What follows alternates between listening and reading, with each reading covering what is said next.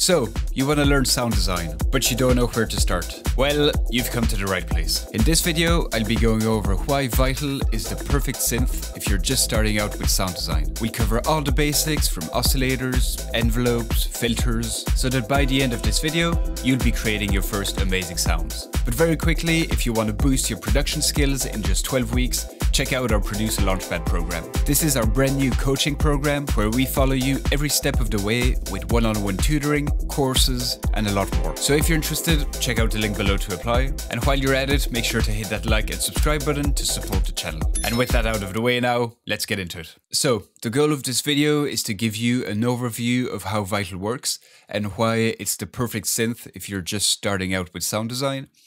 We're not going to go over every single knob and parameter in Vital because that would take forever, but we're going to cover all the basics that you need to design your first sounds. There's a few reasons why I recommend Vital as the first synth for people starting out with sound design. Firstly, it's absolutely free, which is amazing given what you can achieve with the synth. Secondly, it's extremely visual. As you'll see later in this video, everything that's affecting the sound is actually displayed in Vital, so that makes it really easy to understand what's happening with your sound. There's also an extremely large Vital community online, so you can get a ton of free presets and skins. And finally, one last thing I love about Vital is that it works really well for beginners. So if you just want to stick to basics, a few oscillators, envelopes, filters, but if you want to go really in depth with wavetable editing or matrix, morphing, etc., you can also do that. So it's really well suited for beginners, but as you progress, you can start using more advanced features. So enough chatting, let's look at how Vital actually works, and let me initialize the preset first. So this is what Vital will look like when you first load it up. By the way, this is a custom skin that I designed. If you want to download it for free, just check the link in the description. The natural starting point to explain Vital is with the oscillators. So the oscillators are where you generate your sound. And in Vital, you have 3 oscillators here and a sampler. Let's just start with one oscillator here. This in the middle here is the waveform or the wavetable, and this will dictate what Vital actually sounds like. But if I just click here, select basic shapes, now I have a sine wave here. I can switch to triangle, square, etc. This is a triangle, saw wave, square wave, sine wave. So for example, I believe these are some wavetables that you get for free when you download Vital. So let's try former vocode. This is what it looks like. Now you can switch here to 3D, and this is actually a wavetable. So you have different waveforms and you can change the frame within the waveform. So let me show you as I play a chord here.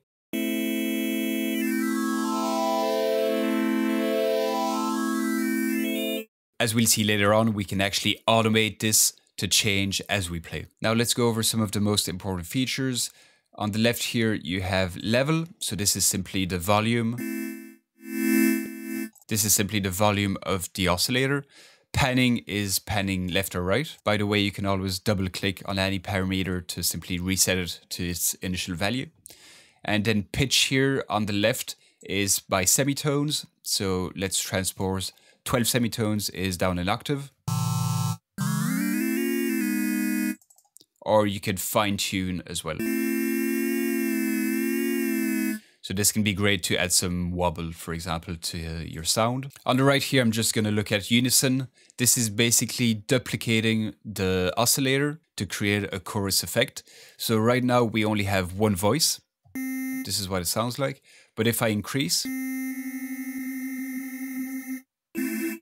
you can hear different voices playing at the same time, and I can adjust the amount of detuning between them here to exaggerate that chorus effect. So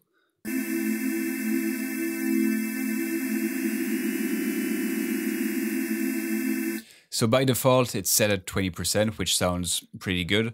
And as you increase it, you can really hear that detuning. Now keep in mind, as you increase voices, Vital will actually use a lot more CPU. So if your computer is having problems with CPU, you might want to keep those voices at a minimum. You can quickly switch between presets here, and as I mentioned, you can change the frame here. And you also have a sampler. So a sampler works with audio samples instead of waveforms. So by default, you have a white noise. Let me just solo this so you can hear it.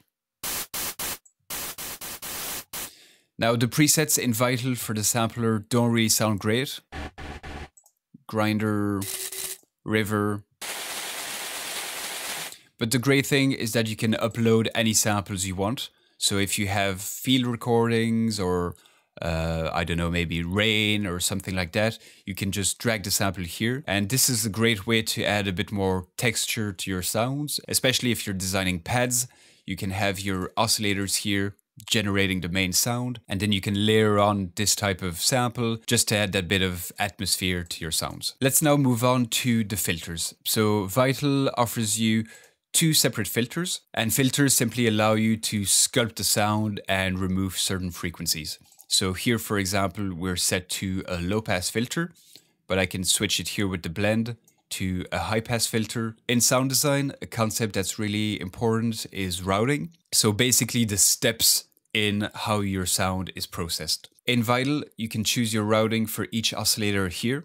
So as you can see, oscillator 1 here is routed to filter 1. But if I click, I have different options. So I could choose, for example, to send oscillator 1 to filter 1 and then have oscillator 2 being routed to filter 2.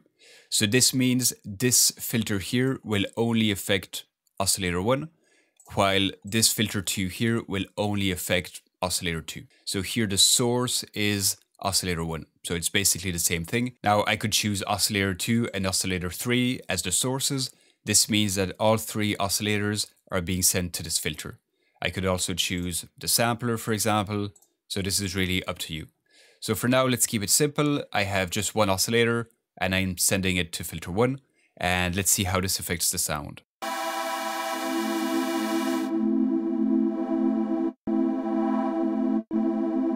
You can easily adjust the resonance with your mouse wheel.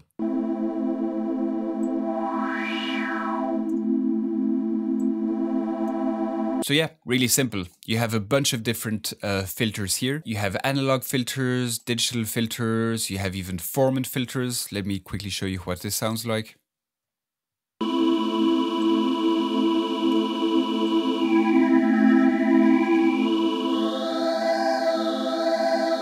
If I wanted to shape the sound even further, I could enable filter 2 and choose the source filter 1. And this means now that my oscillator 1 is being sent first to filter 1, and then this is being sent to filter 2. One cool feature that I mentioned in my previous video about filters is key tracking. I'll just turn it on here and you'll see immediately what happens.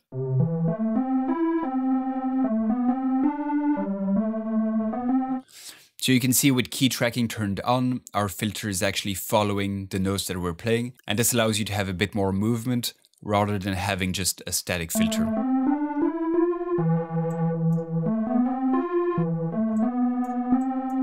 So let's keep it on for now. Now let's move on to envelopes, and this is where the real shaping of your sound comes into play. Now the envelope section is at the top right here. You see envelope 1, envelope 2, envelope 3 here. So by default, all three envelopes are roughly the same, but you can adjust them like this, and now you can access different envelopes just like this. When people talk about envelopes, they often mention ADSR, and ADSR stands for Attack, Decay, Sustain, Release, which are the 4 basic parameters of an envelope. So the easiest way to explain an envelope is with envelope 1, which controls the volume of Vital.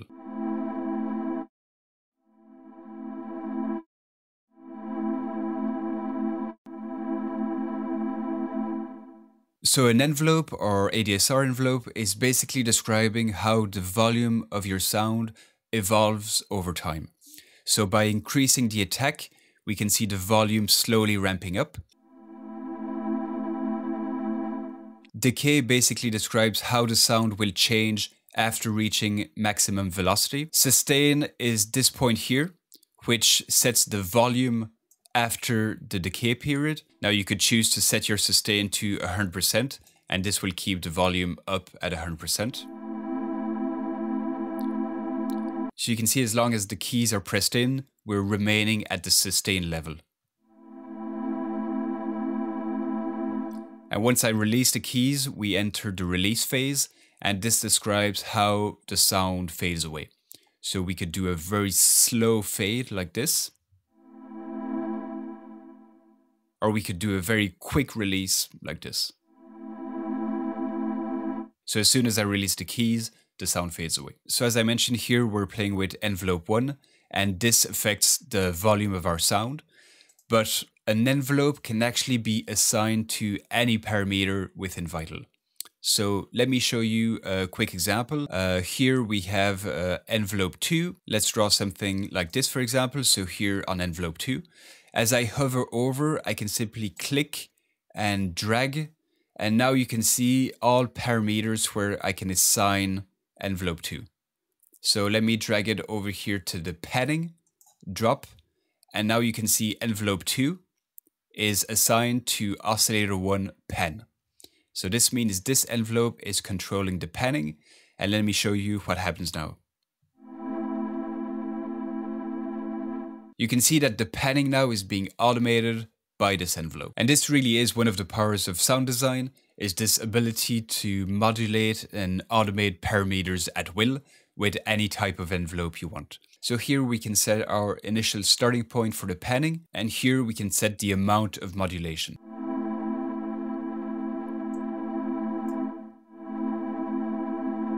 So you can see as I change the amount of modulation here, we're going to pan more or less. You can also change the amount here directly on the envelope. So let me simply double click here and remove the envelope.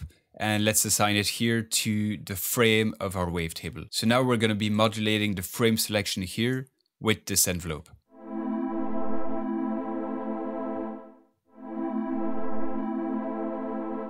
Now the next section, which is actually really similar, is the LFO section, which is this section right here and the random section here. But let's focus on the top one here. LFO, if you don't know, stands for low frequency oscillator. So the point of the oscillators on the left is to actually generate sounds, but the point of an LFO is not to generate sound, but to modulate parameters. Let me show you an example directly. Here we're on LFO 1 and we have a triangle shape.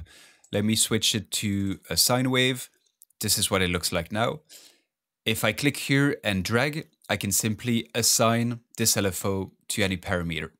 So let me double click on envelope 2 to deactivate it. Now what we have is this LFO 1, which is a sine wave, controlling the frame of our oscillator 1 here.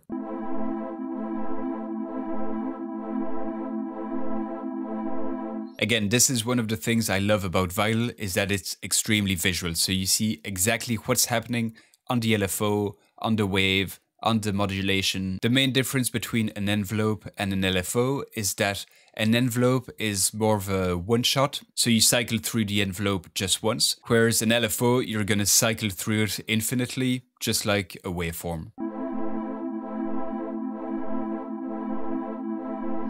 I could assign the same LFO to, let's say, the level here. Let's increase the amount on the level here.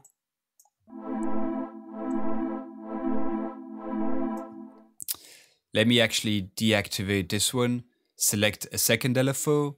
I'm also going to set it to a sine wave. Here at the bottom, you can choose the tempo.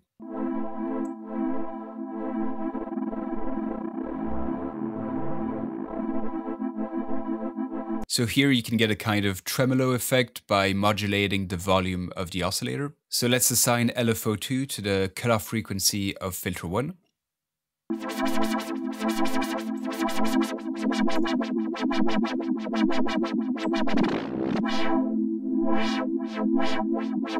So with LFOs, one of the best things you can do when you're starting out with sound design is to simply drag and drop LFOs on random parameters and see how they affect your sound. And those types of happy accidents are one of the best ways you can learn how to do sound design. So if you want to get really fancy, you can enable the brush here and start drawing your own shapes.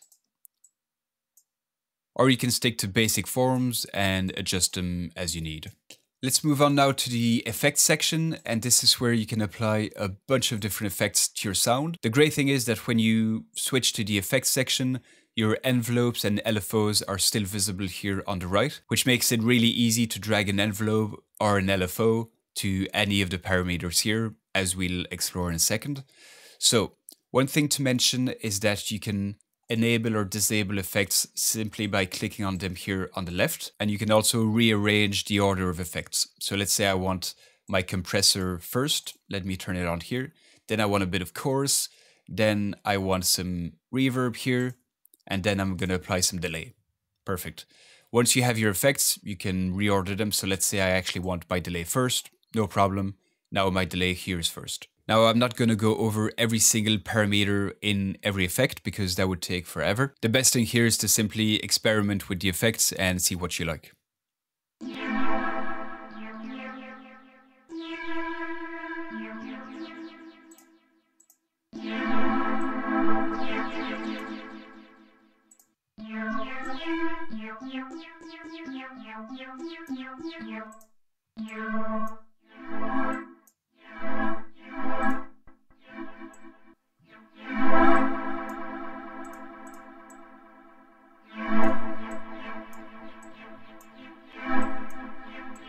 Next up is the matrix, and what the matrix shows you is a summary of all your current modulations, so envelopes or LFOs. So here we can see, for example, that envelope 3 is modulating the cutoff of filter 1.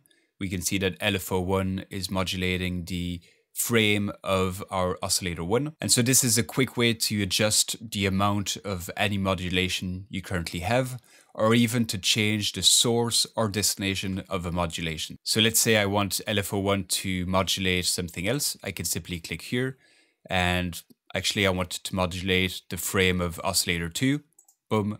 Now LFO1 is modulating the frame of oscillator 2. And so this avoids having to go back here and drag LFO2 to the frame of oscillator 2, etc. You can easily switch here the source, amount, and destination of any modulation. And finally, let's close off this introduction to Vital with the macros. In Vital, macros are shown here on the left. You can see macro 1, macro 2, macro 3, macro 4. And what a macro is basically a way to automate a bunch of parameters at the same time. I'm going to rename macro 1 to tension. And here I'm going to drag it to the mix of our delay. I'm going to drag it to the mix of our reverb. And I'm going to drag it to, let's say, filter 2 here, set it to a high pass, and I'm also going to drag it to the cutoff frequency of this filter here. And now I can control all 3 of these parameters with just one knob here. And so you can set the initial amount of each effect. So let's say my delay is going to start at 0, my reverb is going to start at 0, and my cutoff frequency here is all the way at 0.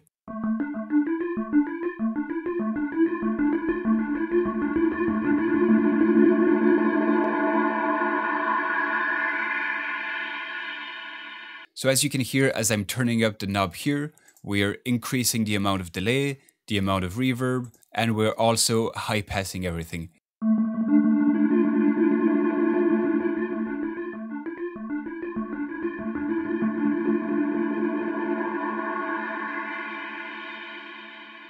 Super effective. So you can assign as many parameters as you want to a macro, and then rename your macro to something more convenient, just like I did here for tension. And that's it for this overview on Vital. This should get you started and give you enough information to start designing your own sounds. Let me know in the comments down below if you'd like another video with more intermediate and advanced tips and tricks for Vital. I hope you enjoyed this video and found it useful, and I'll see you in the next one.